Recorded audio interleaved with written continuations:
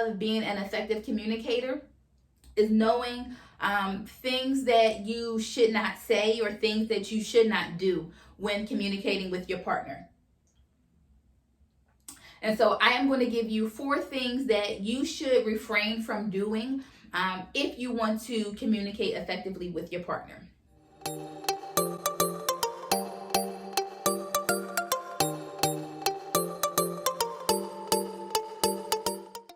Hey there, and welcome to EQ-TV. I am Erin F. Darden. I am an emotional intelligence and relationship coach, and I create content to help you become the expert of you so you can live better, love better, and be better. And so we are still talking about effective communication. Communication and communicating effectively is one of the most important aspects of a healthy relationship. And part of being an effective communicator is knowing things that you should not say or things that you should not do when communicating with your partner. And so I am going to give you 4 things that you should refrain from doing if you want to communicate effectively with your partner. Number 1. You should not make claims or make statements about your partner's intent or why they did something, right? So you should not say that they did it intentionally. You shouldn't make statements like, oh, you don't care about me and that's why they did whatever, right? Because first of all, most of the time, you're not right. That's 1. And then 2, I think not only are you not usually right, you usually exacerbate your feelings by coming up with this story in your head as to why they did the things that they did, right?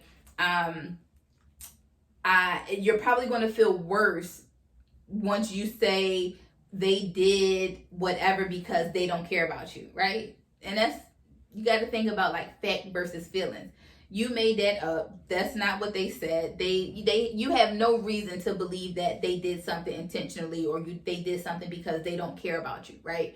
So the first thing that you should refrain from doing is making a claim or a statement about why your partner did what they did. The second thing that you should not do, and I talk about this one all the time. Don't ask why. Why is probably the worst question that you can ever ask, right? Really think about it and think about whether or not the why really matters, right? So let's say, God forbid, your partner cheated on you. Does it really matter why they cheated, or your feelings are going to be hurt whether they say it's because they felt neglected or her butt was bigger, right? Like your feelings are still hurt. They still cheated. The action still, hurt your feelings. And so why is absolutely, one of the worst questions that you can ask.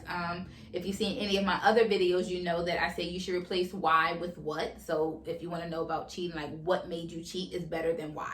But why usually doesn't matter. All that matters is that your feelings are hurt. And I think we get so bogged down with trying to figure out why, right? We come back and we give our partner time and time, multiple chances to explain why they did something, when really why doesn't matter, right? It's not going to change the outcome. Usually it's not, like your feelings are still hurt. And so you just should refrain from asking why.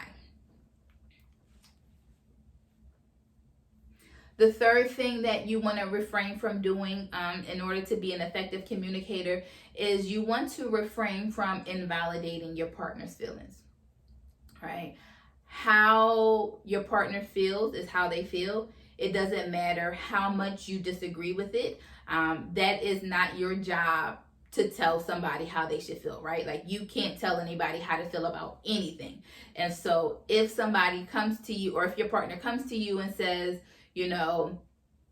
I'm sad, or, when you did X, Y, and Z, or, I felt like whatever the emotion is when you did whatever, right? You can't, or your response shouldn't be you're overreacting, right? You don't get to tell somebody how to feel, and so you should not invalidate your partner's feelings, right? You want to make sure that, or it's important in a healthy relationship that both partners, they feel emotionally safe. And so part of that comes with you validating their emotions, whether you agree with it or not.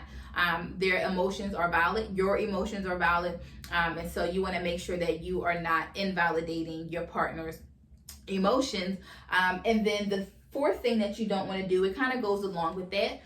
You don't want to judge your partner's emotions or how your partner's feeling, or even how you're feeling, right? So if your partner comes to you and expresses an issue or how they're feeling based on something that you did, right? Your response shouldn't be, that's dumb. Again, you don't get to tell your partner how to feel, because their feelings are valid, right? We are all the sum of our experiences, and we feel things based on, where we've been and from our perspective. So you don't get to, judge their feelings or even your own feelings, right? When you judge your own feelings, like, oh, I shouldn't feel this way, or maybe I won't say anything, right? That just creates a whole nother layer of emotions that you have to deal with, and it makes it that much harder to communicate. So just know that however you are feeling, however your partner is feeling, it's valid, right? And then what's important is that you get to the root of what caused that emotion and what the corrective behavior needs to be. Got it? So 4 things to refrain from doing. 1, making claims or statements about your partner's intent and why they did what they did. Make sure you do not ask why. Don't invalidate your partner's feelings, and don't judge feelings, yours or your partner's. If you found this helpful, share this with somebody else. Share this with your partner so that they also are refraining from doing these things, so that you both are working towards being more effective communicators, and so you can resolve conflict in your relationship quicker and have a healthier relationship. So share this with your partner, share this with your friends. Make sure that you both are subscribed to my channel and your notifications are on, so that you do not miss other great content that I give.